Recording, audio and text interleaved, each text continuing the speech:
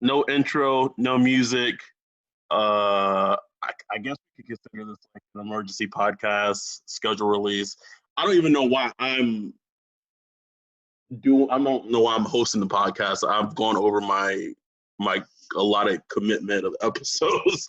I said I was gonna do hashtag Saints Twitter podcast. It's back. Um, this is actually the first show that we're doing that we don't actually have a guest. So sorry to disappoint people.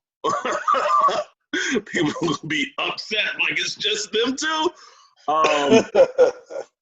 But Ryan and I are back. You can follow Ryan on Twitter at that boy Wolf. We're doing an emergency podcast talking about the release. We're going to talk about the Warford release.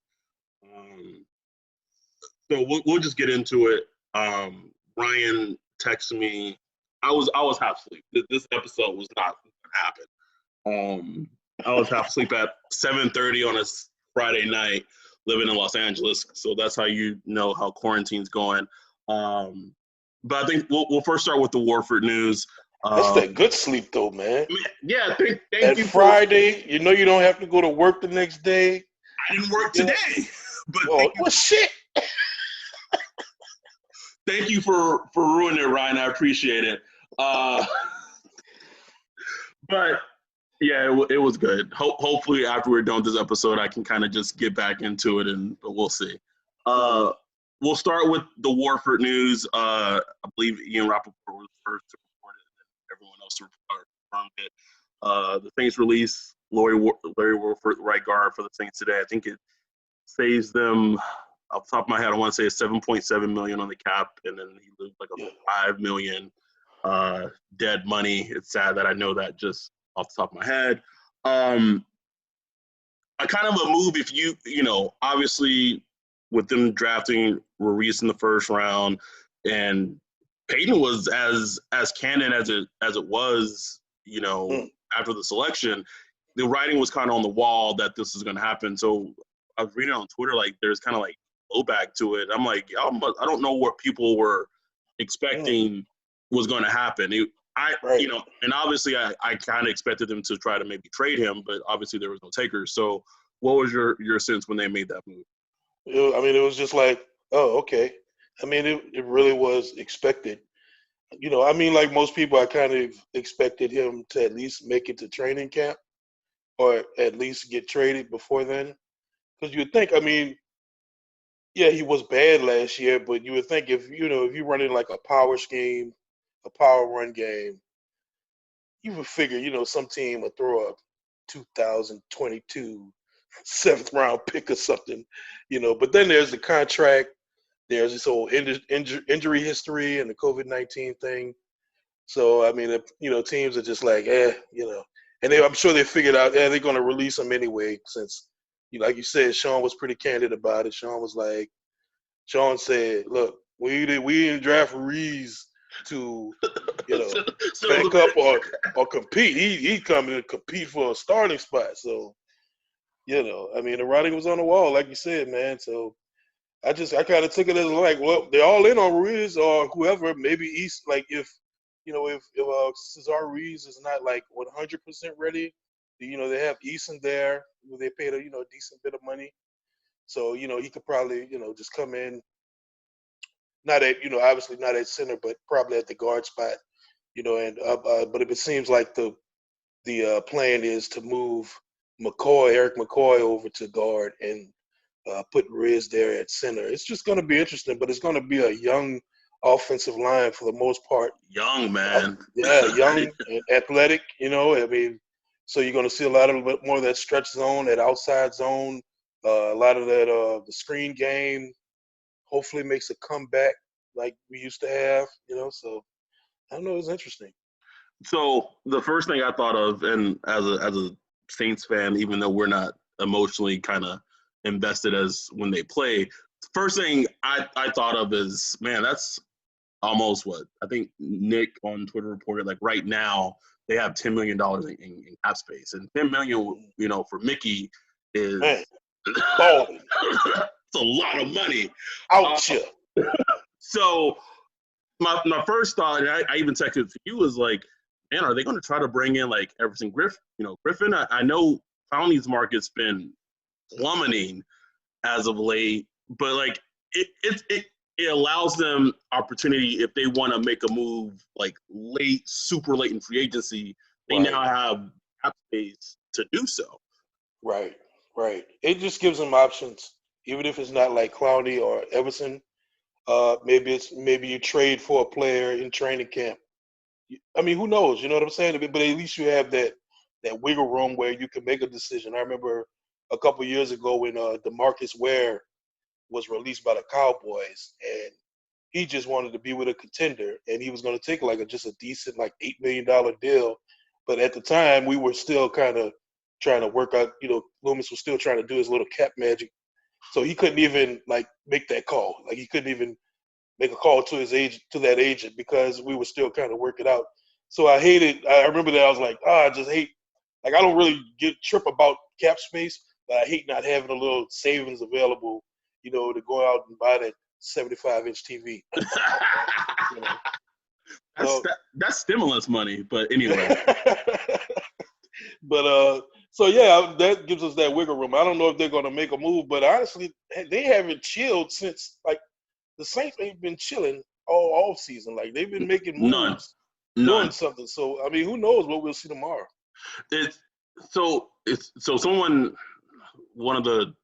One of the national Twitter guys had kind of said that the Texans were interested in signing, Larry Warford, that he was released, and that just kind of upset me because like I still go back to like the perfect trade, and I want to give credit to the person who on Twitter who kind of suggested it. It's not for me. I'm not the type of person that plagiarizes stuff. But it was the Larry Warford for Kenny Stills trade suggestion that was thrown out, and I thought like that would have been perfect, in terms of the Saints getting Kenny Stills back, kind of fill that wide receiver 3 position. The Texans get a guard that fits their offensive line scheme, and both teams are happy. We'll wait and see. I still don't know if the Texans are gonna, assuming a season happens, but I don't know if the Texans are gonna roll into the season with Randall Cobb, Brandon Cooks, and Kenny Stills. Like they those 3 players have a very redundant skill set, and they're all making pretty and decent money. And on top of that, Will Fuller, like that's a lot. So I keep forgetting about Will Fuller. It's like don't worry, the Texans do too. So it was reported, I want to say on Roto World, maybe 2 weeks ago or 3 weeks ago, that out of those 4, that maybe Kenny Stills would be like the man, like wide receiver, like man. And I was just like, man, that's a trade that makes sense for both teams.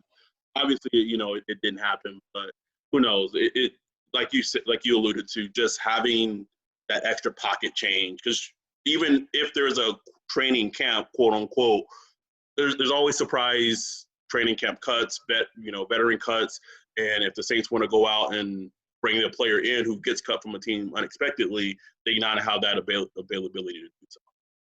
Yeah, exactly.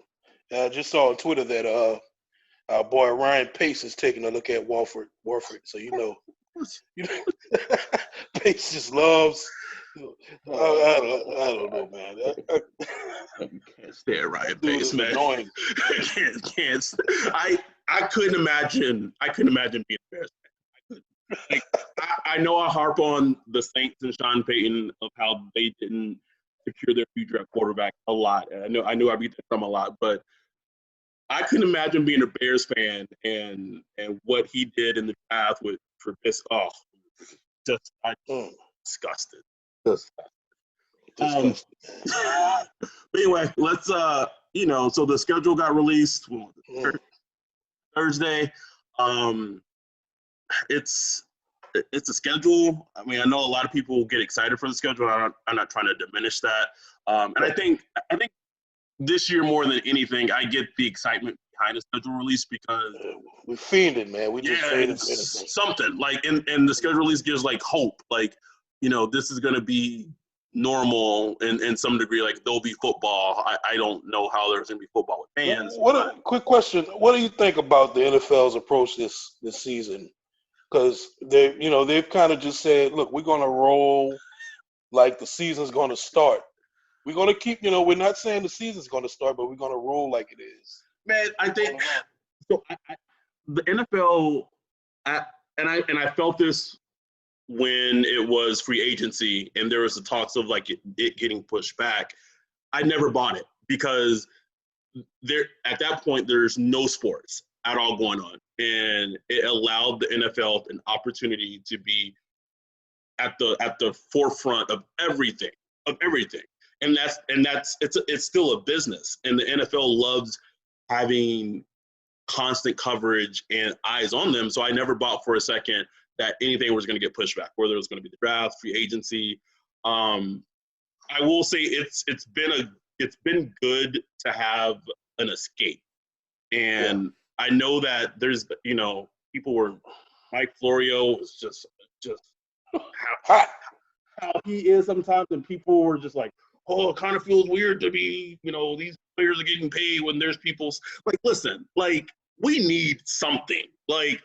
Yeah. And so I think having that escape and also having that sense of normalcy was like, like there's so much going on in the world, and even sometimes in our personal lives with this pandemic going on, it allowed there to be like, you know what, I can put my mind on something that isn't 24-hour news coverage of, hospitals or masks or whatever it is. And I applaud them for that. And plus too, but looking forward to how the games are going to go. Like I think it was Alt Breer who said that they get like $100 million from the fans from going to the games. And at this point, I just don't know how they're going to have games, and there's going to be people there. Like I can't logically get how that would work. But neither me, man. Neither me. I just don't see it. I can't. At the very least, early, I don't see it. Maybe they kind of scale it up as the season goes along. But I mean, this right now. No, there's no way. And then if there's no fans, like it's kind of weird to think about. But imagine our Buccaneers, Saints in the Superdome, and there is no one there. It'll be an interesting experience because if I'm the NFL, I'm trying to put mics on everybody, and obviously that might not be able to happen because we know players they talk just filthy. So, yeah. I don't know how that would be done, but like it's gonna be absolutely fascinating. Like quote unquote home field advantage. That's all. It's gone. It's gone. And I don't know. Do you allow teams to pump in fake crowd noise? Like, do you kind of regulate it? Oh, hold on. I think Atlanta Falcons have joined as a participant when you ask that question. I don't know. Part of me says no. That's such a weird. It's like a laugh track, like on a sitcom. It'll be fascinating. I would say no. I would say no crowd noise. Just go out and play football, and whoever's the best team is gonna win. Like, just go do that. Well, the Dolphins did like propose some kind of plan that would allow people to maintain social distancing while going to a game. I haven't looked at the plan. No idea what it looks like. All right. I mean, I'm on the mind of I'm fairly confident a season is going to be held because there's just no way I could see these owners and these money-hungry NFL people letting this team. Exactly, and not just them. I mean, the cities, the mayors, the business owners in those cities. I mean, you're talking about, man. There's going to be a season. I'm confident in that. I just don't know what that season. It's going to be the most unique, insane season that there's ever been. And of course, it's likely Breeze's last year. our last ride, and of course it's on, It's in the apocalypse. the weird. Hey, if this is it for Breathe and this is it for humanity, just at God, can you just let him get just one more? Just let him get one. Like One. just let this man get. I'm tired of seeing my quarterback walking off the field just with the most hurt in his eyes. Like I can't take it anymore. I can't. So the schedule came out. I mean, tonight's really the first night. Like I've really even like in depthly look at it.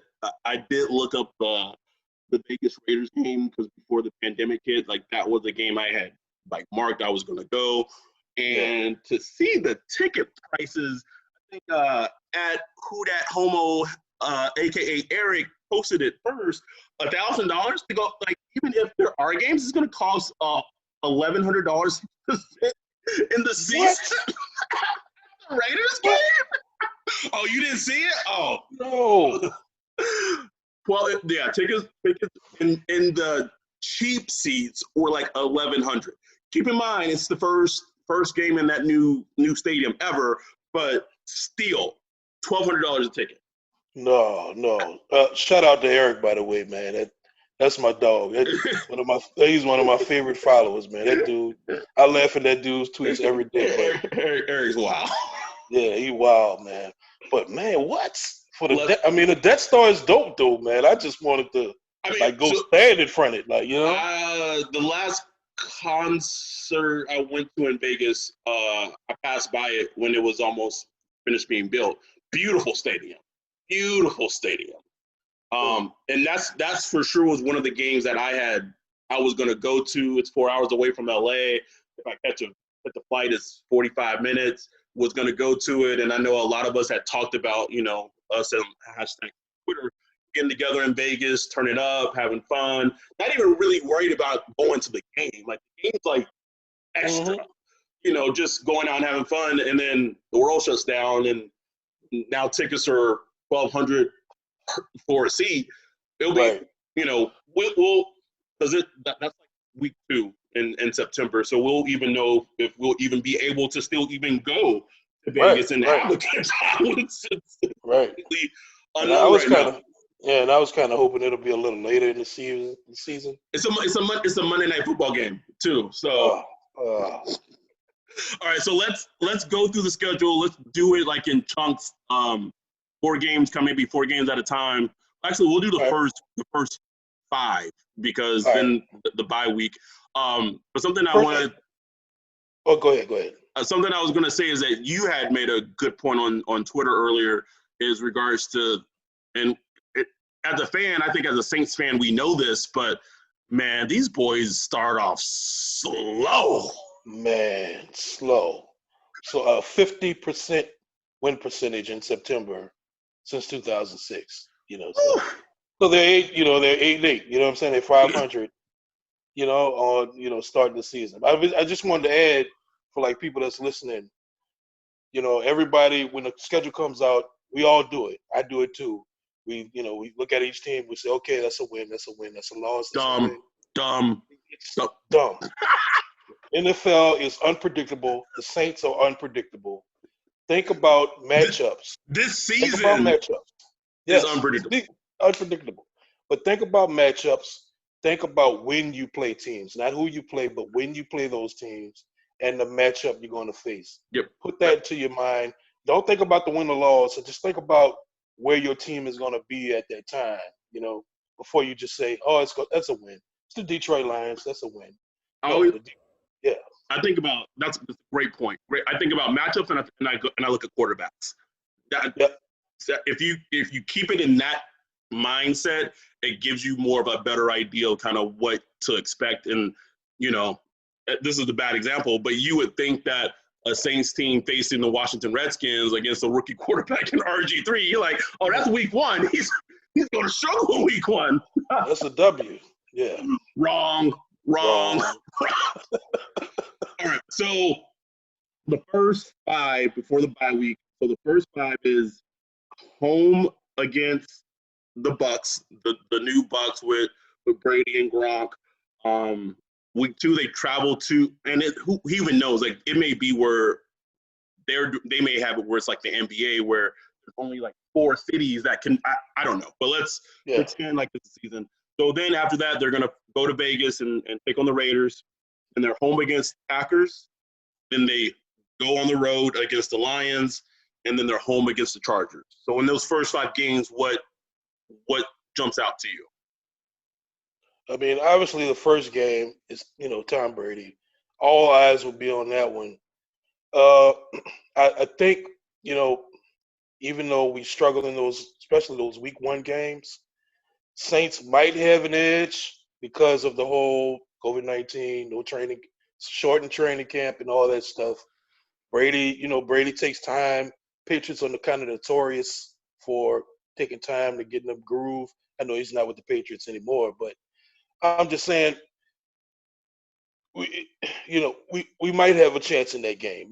Maybe the Tampa Bay Bucks might not be all together. That stands out. And obviously, week 3, Green Bay. That's a Sunday night football game. It is a Sunday night football game. Frauds. Green Bay, A-Rod pissed off. You know what I'm saying? Jordan Love looking at him, staring over his shoulder.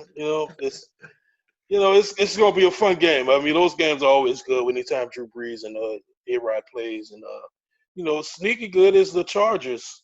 Chargers coming to the Dome. I don't know if the rookie's going to be playing. Justin Herbert. See, he's so sleepy you don't even remember his name. Justin, what's his name? Justin Hebert? Bobby Hebert? I don't know. Anyway, he should be playing by that time. Like Tyrod Taylor. Yeah, Tyrod's not holding up. Stop it. It's a 2-game max with Tyrod Taylor. We know what we're going to get, But, those are some interesting games in the first. I always start the season off saying, I hope we go like 2-2. And if you're looking at the 5, maybe 3-2, I'll be happy with that, Yeah, I think that's fair. 3-2 heading to the bye.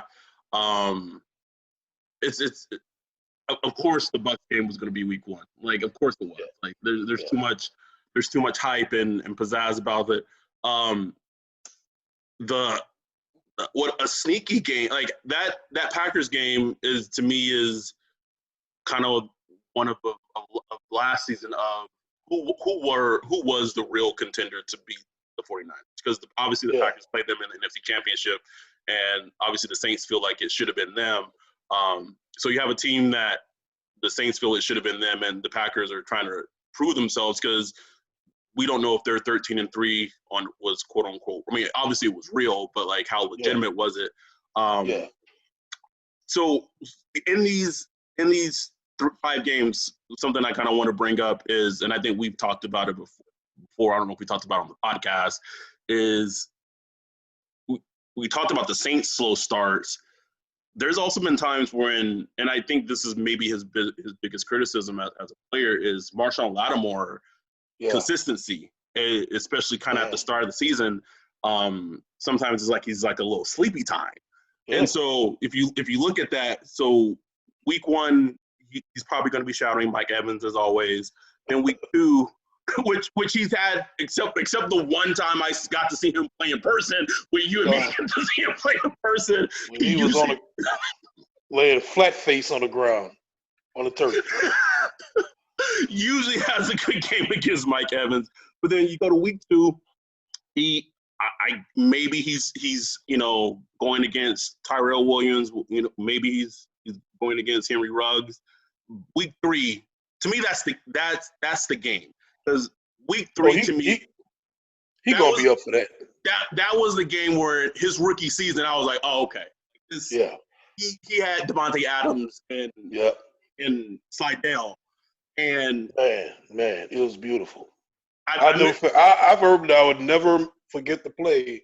I think it was a cover 3. It sure was. He comes off his zone.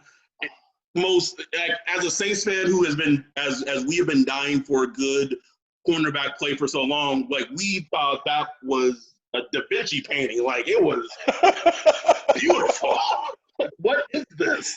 What is this? Because I mean, there's no way any other Saints cornerback, every other Saints No. cornerback is looking, at the sky or looking for the ball or something. But he just lets the other receiver go, and he tracks Devontae Adams, and oh my God, it was just beautiful. I was like, Beautiful. It's like seeing like a sunset. Like it was just everything. So he like I'm just going down just the first fives, and then Detroit. He's probably going to have young Galladay, maybe Marvin Jones, and then week 5, just Keenan Allen. Like that first 5 week of just receivers for the defense and the secondary in general. That is kind of a murderer's row of wide receivers. Yeah, man. Yeah, it's going to be tough. I'm hoping Marshawn Lattimore. I hope he's watching Last Dance and just watching that Jordan mentality. He's never going to have that Jordan mentality. I mean, it's very rare. Some athletes have it, and some like Michael Thomas has it, right? Like exactly. Drew Brees has it, and this isn't. And I hope, I don't think anyone on the Saints is going to listen to our podcast. But let's say if Marshawn listens to this, I hope he doesn't take like offense in what we're saying.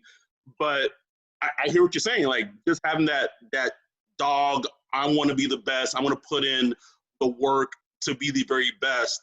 Like, because there's stretches where he is like unreal in terms of what he brings on the field. Yeah. So then, they have their bye week, and so then I'm going to group the rest in fours. So they're at home against Carolina, and then they go to Chicago with MVP Mitch. Then they're going to go to Tampa Bay after the Chicago game, and then they're home to the 49ers.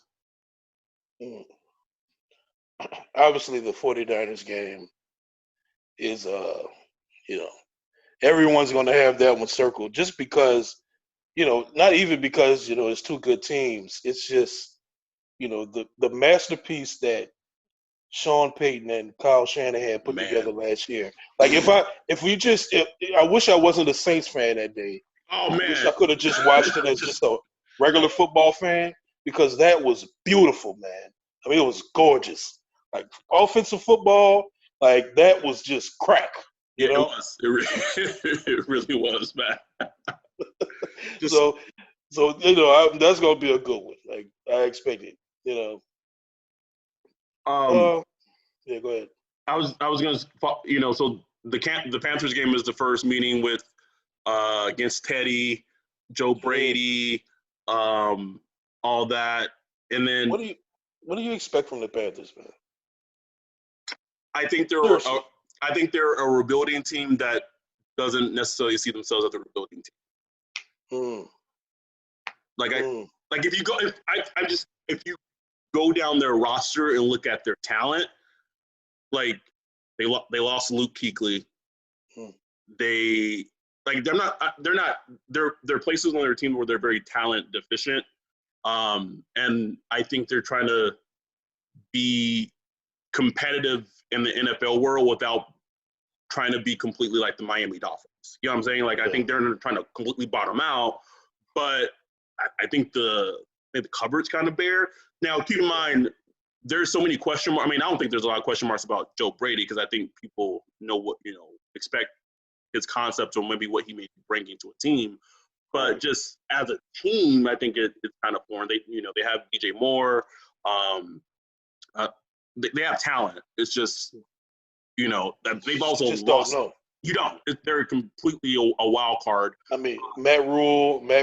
You have Matt Rule coming from college. You have Joe Brady. He had a little stint in the NFL. He was an offensive assistant. But he had his stint at LSU where he didn't really call plays, but he designed. He contributed heavily. And I don't remember their defensive coordinator's name, but I think he's from college too. So, it's very little NFL experience. And that doesn't really mean anything, but you could I just get the feeling it's just going to be a kind of work in progress, kind of like Kingsbury in Arizona last year, where you saw what he could bring to the table, but he kind of had to adjust as he kept going and kind of learn on the job, But I think the difference between Arizona and and the Panthers. And this is no slight to Teddy. Shout out to Teddy, who won 5 games for the Saints when no one expected him to. But Kingsbury has Kyler, and right. And Teddy is Teddy is all I'm gonna say. Yeah. And so I mean, as we know, like there were some games last season and some of the throws he made that were just would have you hot, like not like we're not even super into the games, but we're like, what is this? What are you doing? You didn't watch that Dallas game live, right? I did not. I was flying back from Hawaii, so I did not see a second of the man. When he took a third down sack, they were in field goal range. Field goal range, and he took a third down sack. I mean, I cut so bad, man. And Drew Brees, that was that shot of Drew Brees where he was like just rubbing his face, like, what the F is this? But thank goodness for the defense, came in. So I think they're a fascinating team to just because I said all that. I said DJ Moore. I said Teddy. I didn't even like how much more can Christian McCaffrey? Like they're gonna run him legitimately to the ground. Like Cap, I could go all day. He's just poor guy. He might have to. Okay, so I would say though in that stretch, that's a good. I guess out of the Niners game, I would expect the Saints probably to be favored in 3 of those games. When the Niners game is quote unquote at home, and even though there's not a home field advantage, I would still probably maybe give they're probably Vegas would give the Saints like a +3. I don't know what that means. Yeah, like a plus, like a 3.5, 3.5. Yeah, so they should be favored now. So then the next 4 is home Falcons, at Broncos, at Falcons, at Philly. What the 2 Falcons games within 3 weeks is gross.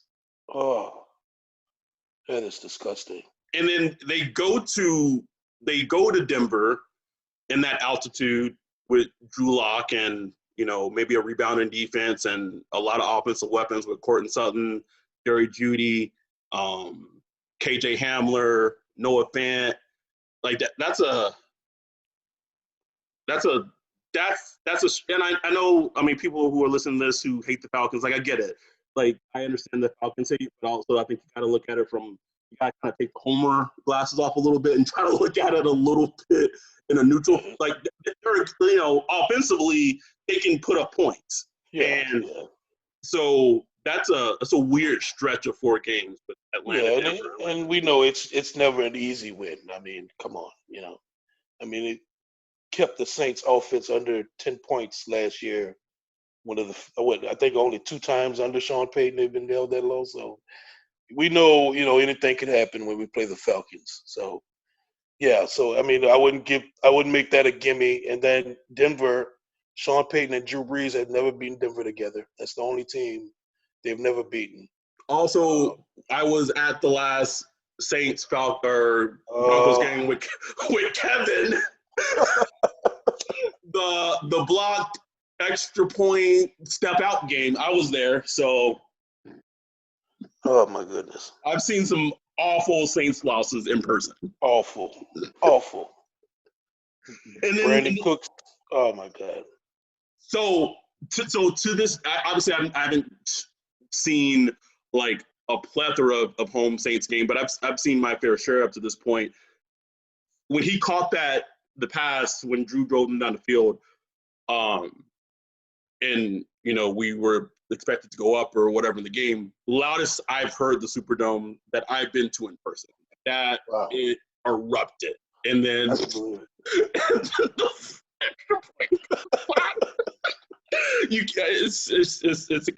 comedy. It's a different type of darkness, man. I'm sorry. It is, man. It is. And then they go to Philly, and that's not a obviously not a gimme either. And Philly Philly is a sleepy, like a kind of under the radar team for this upcoming season. Like if they're healthy, they can be dangerous. Oh yeah, it could be fine. I mean, Carson Wentz. I mean, I have my criticisms of him. Man, I wonder about how he reacts to the lights. Is he the guy? I don't know. I know our boy Patrick Claiborne hates that type of stuff, but like I just remember when we played him. What was that? 2018 when we played the Philly. We've never. Regular. Oh, yeah. It was after the game that Peter King did that piece where Sean Payton basically wanted the game to be in Carson Wentz's hands, which is a very telling thing. And I also just remember there was a shot. I don't know. They were maybe down 7. They weren't down a lot. And man, his eyes, he just looked frazzled. And you don't see that with Nick Foles. You know, I mean, he's a better quarterback than Nick Foles, but he just looked like shot, you know. And I don't know. Maybe that means nothing. Maybe it's just me just being an armchair psychologist or something, you know. But it's interesting because there are some games where I see Carson Wentz play, and those are few and far between just because of his health, but and the injuries. But I've often asked myself the question not out loud, but is he really like the guy? I mean, I think maybe it's not a fair question to ask. But I've asked myself, is he really the guy for him to be, for him being a number 1 overall pick? But I'll say he did show something last year. They say they were so beat up, lack of talent. He kind of just kept pushing and kept pulling the triggers. So I mean, that's going to be a good game, though. I think, anytime you play at Philly, it's going to be tough. And they're a little more talented this year. I don't know how much talented, but that's going to be a good one. That stretch there is a tough stretch because that starts that's a 3-game road on the road. Yes, the Saints are a good road team now, but 3 games on the road is just not easy. I don't care who you are. It's okay, Ryan, because you know what? You know what their next 2 home games are? Let me tell you. The Super Bowl winning Chiefs, followed by the Vikings, who people told me that the Saints were going to steamroll in the playoffs. Oh, my God. And then they end at Carolina, at Panthers. And then that Vikings game is on Christmas. So you travel to Philly, then you get Kansas City at home, and then you get a short week against the Vikings. Oh.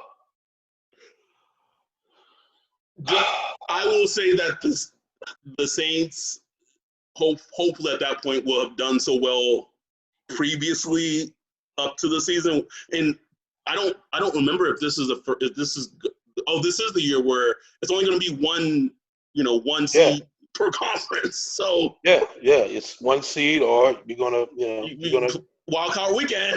Wild card weekend, maybe. So and I had read something that said the highest predicted Super Bowl I think in Vegas right now is Saints and Chiefs, and no, thank you. I want nothing to do with anything like that. But that closing stretch is brutal. Yeah, man, seeing Mahomes come to the Dome. Oh man, no, thank you.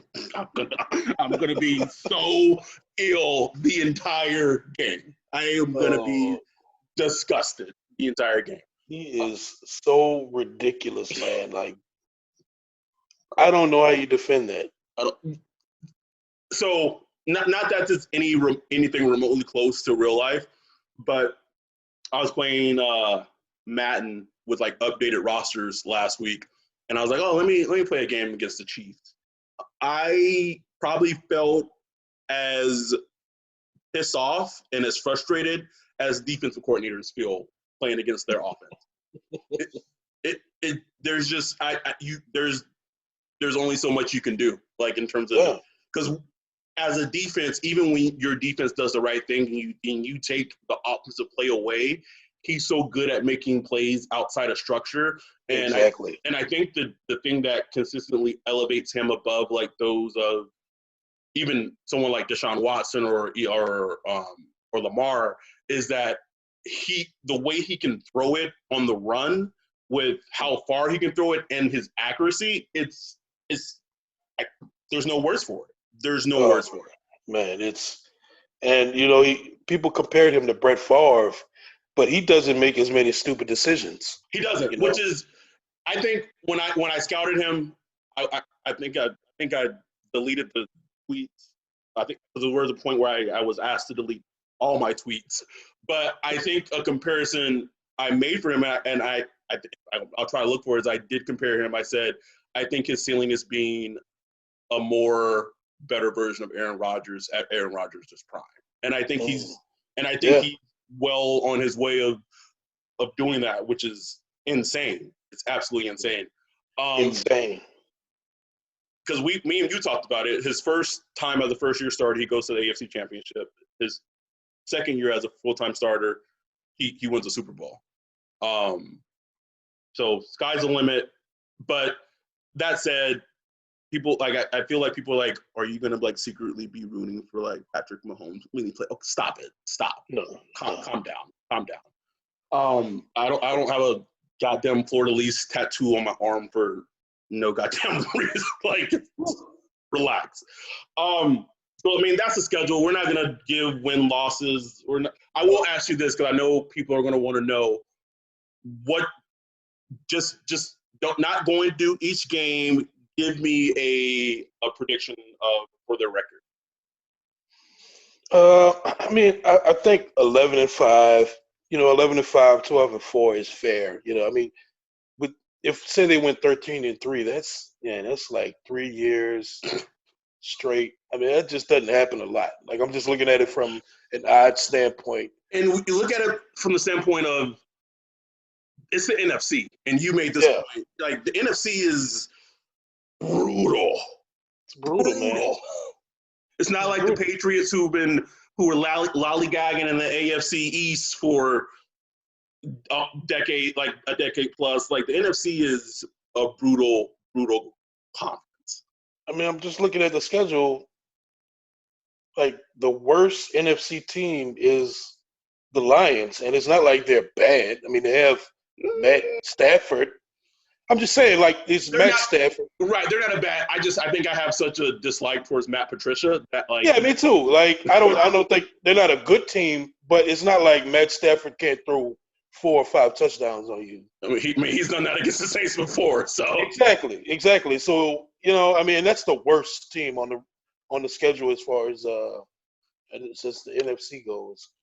What would you say the worst, like the team on the schedule that has the least amount of talent that the Saints face? I mean, I gotta say, I wanted to say the Raiders, but I think I'm gonna go Panthers. Yeah, man, I agree with you because I think it's Panthers too. Yeah, and they still probably make it tight. You know what I'm saying? Oh, of course. All it takes is one Christian McCaffrey touchdown run, and someone misses a tackle, and whatever. Exactly. We know how the story goes. Right. So yeah, I was thinking around the lines of like 12-4 ish, around there. As a good, and the crazy thing is like 12-4 still may not even secure like a 1 seed. Oh, you might be like a 4 seed. Absolutely ridiculous. And I just think about like 2006. We were a 2nd seed, and we were 10-6, and we got the 2 seed. I was like, why didn't that happen anymore? Like, why can't we get blessed like that? No, not. Because I just feel like that bye week in the playoffs is so important, man. Like, especially with Drew, obviously up in age, giving him some rest, injuries. It's huge. It's huge. And any coach would tell you they would probably still prefer the bye week as opposed to like momentum, them winning with like the last 3 games. Like they want the bye week. they want the players to get rest and heal, and gives them more time to prepare. Right, exactly. And you mess around and you get that Saturday wild card game. Not on NBC. Please, I we don't want it. We didn't even touch on the Vikings game. We know what that. So I hope any Saints fan that kind of just thought that it was just going to be a walk in the park when the Saints played them in the playoffs last season, like, please just stop. I hope that was a lesson to any fan, even the Falcons game. The first meeting of the Falcons, when the Falcons game handed them, beat the Saints.